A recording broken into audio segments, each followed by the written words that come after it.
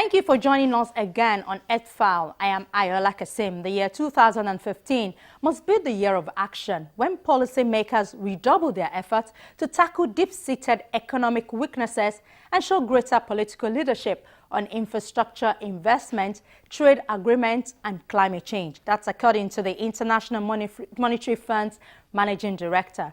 By the end of this year, global leaders will hold two remarkable summits for both people and the planet. In September, the Millennium Development Goals will be replaced by a new set of global goals known as the Sustainable Development Goals, which will present an opportunity to end all forms of poverty and inequality, as well as tackle environmental destruction.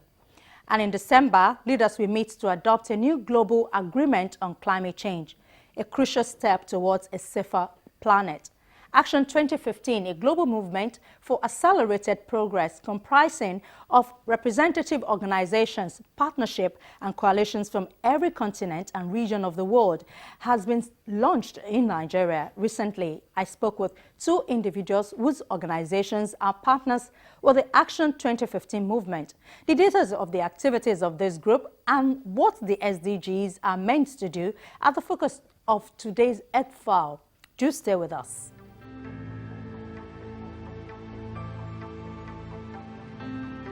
After 15 years of the Millennium Development Goals, a new era in global development is almost here. The Sustainable Development Goals are set to take over. With them comes a call for a more inclusive approach to development design. The proposal contains 17 goals with 169 targets covering a broad range of sustainable development issues. The first goal aims at ending poverty in all its forms everywhere. The second hopes to end hunger, achieve food security and improved nutrition, and promote sustainable agriculture. The third is to ensure healthy lives and promote well-being for all at all ages. Goal 4 is to ensure inclusive and equitable quality education and promote lifelong learning opportunities for all. The fifth aims to achieve gender equality and empower all women and girls. The sixth, ensure availability and sustainable management of water and sanitation for all. The seventh goal says to ensure access to affordable, reliable, sustainable, and modern energy for all. The eighth goal proposes to promote sustained, inclusive, and sustainable economic growth, full and productive employment, and decent work for all. Goal 9, build resilient infrastructure, promote inclusive and sustainable industrialization, and foster innovation. The 10th goal is to reduce inequality within and among countries. Goal 11 focuses on making cities and human settlements inclusive, safe, resilient, and sustainable. Goal 12 is to ensure sustainable consumption and production patterns, while Goal 13 says to take urgent action to combat climate change and its impact. Goal 14 is to conserve and sustainably use the oceans, seas, and marine resources for sustainable development. Goal 15 to protect, restore, and promote sustainable use of terrestrial ecosystems, sustainably manage forests, combat desertification, and halt and reverse land degradation and halt biodiversity loss.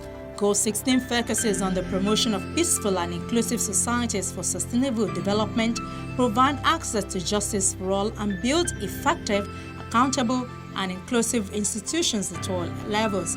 And Goal 17 is to strengthen the means of implementation and revitalize the global partnership for sustainable development. Really, there's three key elements that we need to achieve with these Sustainable Development Goals.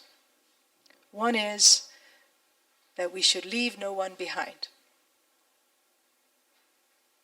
What does that mean? That means that we must all agree on a minimum standard of living that everybody is entitled to.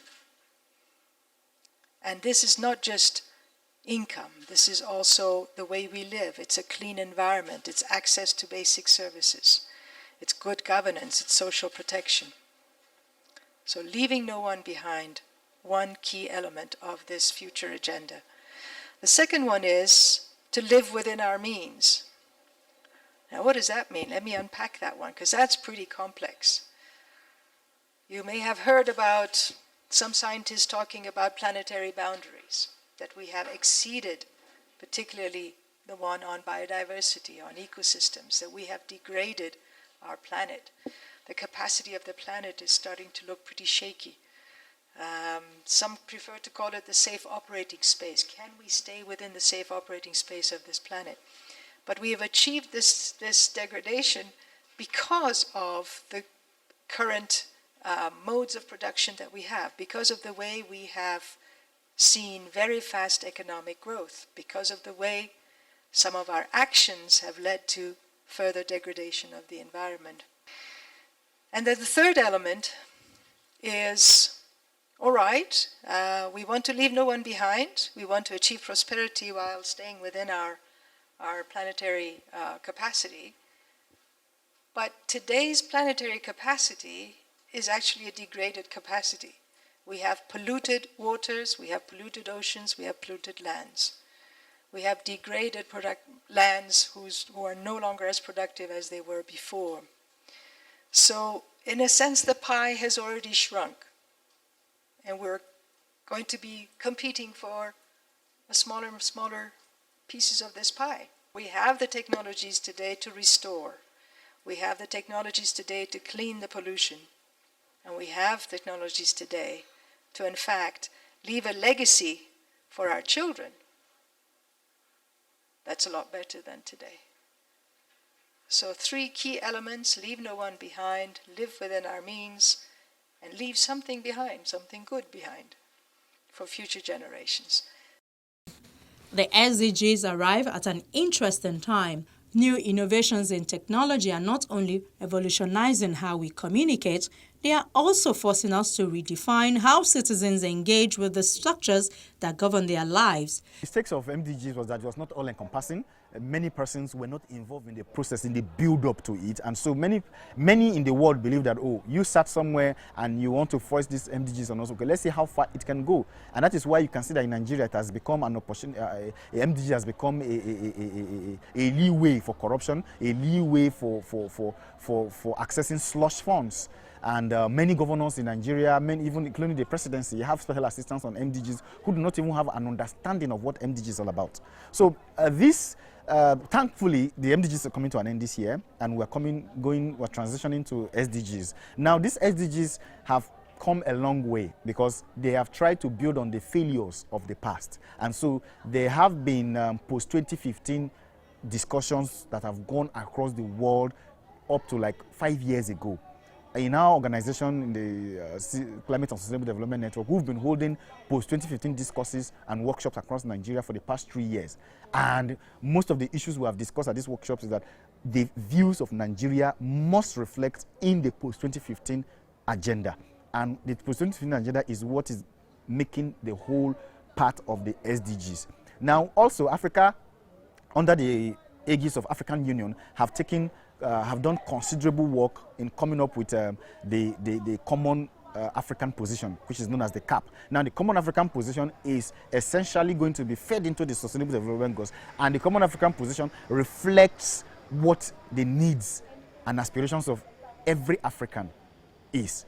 And those are issues that border on poverty eradication, not alleviation. Those are issues that border on climate finance being made available for climate change adaptation and mitigation activities, gender equality for African women, renewable energy for Africa. Africa has the capacity to provide renewable energy sources for the whole world. We can generate over 100 million megawatts of electricity from the abundant solar and wind resources in Africa, if properly utilized, if the funds are made available. So it is hoped that if all these that are contained in the common African position are reflected in the Sustainable Development Goals, they will go a long way in cushioning, in making sure that by 2030 we will achieve almost 90% to 95% success in the SDGs, unlike the MDGs.